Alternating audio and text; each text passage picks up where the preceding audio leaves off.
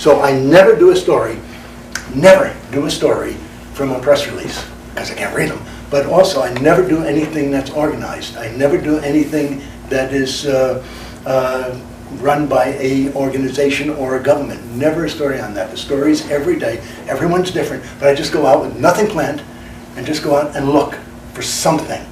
Like I worked with a new camera woman today, and she's never done this before, and she said she's always getting press releases. I just said, find a picture. You find a picture, and I'll find a story to go with it, or I'll try to. Or I'll find a picture, and you find a story if you want. But, she said she had never worked like that before, and we were down on Granville Island, and because that's where she went. Which way do we go? I said, that way, or that way, and then turn this. There are no wrong turns, nothing, and everything works. Everything works. I know that because I read that in the book I wrote.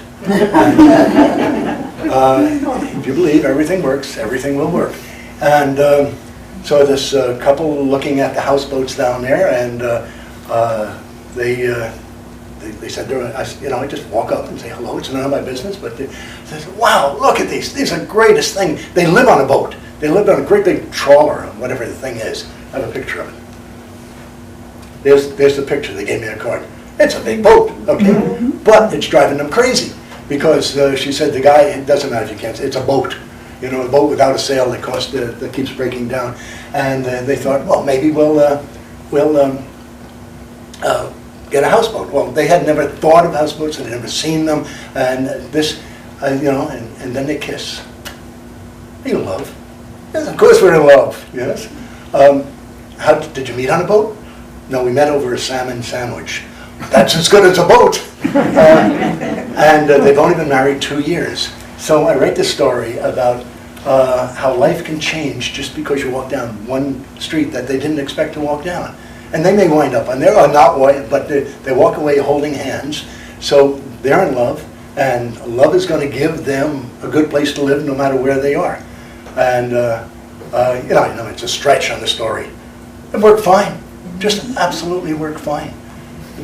Last week I see a little girl in the pond at Queen Elizabeth Park, and she's got a dress on, and she's trying not to get it wet. And I can, I say to her mother, can take a picture of her. She's about 10 years old. Yeah, it's fine. I can just hear, don't get your dress wet. Okay, so why can't you get your dress wet, I say to the girl. She says, because we're going to spread ashes. Oh. So suddenly, from a girl dancing around in the pond, it becomes a story of life and death. And then she says that the ashes are going to go next to this great uncle of her, next to his brother, who was her grandfather. So they'll get two brothers being brought back together for a reunion. And a girl who is now learning something you don't learn in school. People die, and that's the person. And whatever she learned, it doesn't matter. It suddenly becomes something so important. Or on the other hand, you go around another corner and there's the woman with the dress on her dog. Okay. Everything works. You got a dress on your dog. That's really nice. Why do you got any more dresses? 30 of them. Why? She's a girl. It's beautiful. It's a comic book. It's children's books. It doesn't matter. It makes people feel good. Out at the airport, I'm looking at, there's a lot of airplane spotters. I like them because I was in the Air Force, like I said, and I like airplanes. So I figure he's looking at airplanes, and he says, no, his wife is on there, okay? She's going to Calgary, and this is the guy, he says he's 71, okay? They got married last year. They were both widows and widowers, and they met he told me how, but they met somehow, which often happens before you get married. And, and I was thinking, wow, he wouldn't take he would talk, she's in there, I can't see her, but she's there, and she's going to call as soon as she gets there. The guy's 71, he's a teenager, and that's beautiful. And what I tell everyone is you can find those same kind of stories. Well, you don't need a TV station or a newspaper. You just go out and look for the Boy Scout, which don't exist anymore really, you know, helping somebody across the street. Look for somebody holding a door. Look for somebody else who's an idiot and didn't hold the door. You know, look for the oddity. Look for something happy, sweet, lovely, kind. Anything except anger. Look for something like that every day, and then go home and tell somebody about it. And you made their lives better, and you make your own life better. And this, you got this story that you keep with you for as long as we're lucky enough to keep our minds. And it's a whole lot better than collecting bottle caps, which nobody collects anymore either, or stamps, which nobody collects. Yes, I do. You can collect stories, and they're your own possessions. I met one guy who changed my life, and written 2 or 3 books about him. He's Reilly. So this is well, it's not the most, but it's one of the most. So I'm at Trout Lake again, and I see this kid. He's about 10, 11, fishing with a stick with twigs coming out of it, right? And he's got a hemp line with threads coming out of it. And I pulls it out. I can't see if it's a paper clip or a safety pin, but it's not a hook. And I see he's putting bread on it. Central Casting in Hollywood couldn't come up with this, you know. And there he is in front of me. Hey, kid. Is your mother nearby? He looks at me and says, my foster mother, already I got 2 things. He's been in foster care. Foster parents have saved the world. They got rid of orphanages. They're wonderful. But by the time you get to a foster mother, when you're 10 years old, you've had a crummy life. And he's saying, my foster, you can't talk, foster mother is there. Okay, I see a woman sitting in a chair reading a book. You know, can I go? Can I talk to him? She says his name is Reilly. He is very hard to control at home, but when she brings him to the pond, he calms down. So I squat down. Camera guy's like here. This is on a very skinny wooden pier, and I'm down on one knee, looking almost straight down. Camera guy is looking at a profile of the left side of his face. I say, would you always say to somebody fishing, catch anything yet? He says, no. And he sniffs up some mucus. But I believe that you can do, and I'm watching coming out of the right nostril of his nose, this green phlegm sliding down to his upper lip, sucks it right back up into his head. I believe that you can do anything that you want to do if you, and there comes the green phlegm again, if you believe it. Yeah, I'm listening to Jesus. I'm listening to Moses. I'm listening to Dr. Phil. And the kid's got green stuff sliding down out of his nose. Okay, I'm not feeling good either. But I'm there, I'm watching it. You're only listening, you know? And so the next question, get any nibbles yet? No, but I believe, and there it comes again.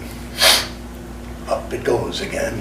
I believe that you can do anything if you believe it. I can't take any more. I've listened to the greatest philosophy. It's in the Bible. It's in every self-help book. It's the same words. If you believe it, you can do it. And here it's coming out of a 10-year-old who has only who's severe, whatever it is, problems and a runny nose. So I get up and I ask the camera guy, did you see that? He says, that was beautiful. Did you see his nose? And I remember the look. He says, oh, something like, you got the stupidest something or other I've ever seen in my life. No, I didn't see his nose. Thank God. I didn't see his nose. If you had seen his nose, it would have been a funny story about a kid with a runny nose. Because you didn't see his nose, you only heard his words, and we could get around the sniffling just by muting the sound ever so slightly. Yes, we do change things for the benefit of things. He turned out to be the inspiration for many, many people. Somebody calls me the next day and says he'd like to give the kid a real fishing rod. And I call mother, and she says, she talks to him, she says, no, he would rather catch a fish on his own pole. So I started thinking about this. It's a long time ago. This is like a long time ago. And I started thinking, I really need to find a story every day.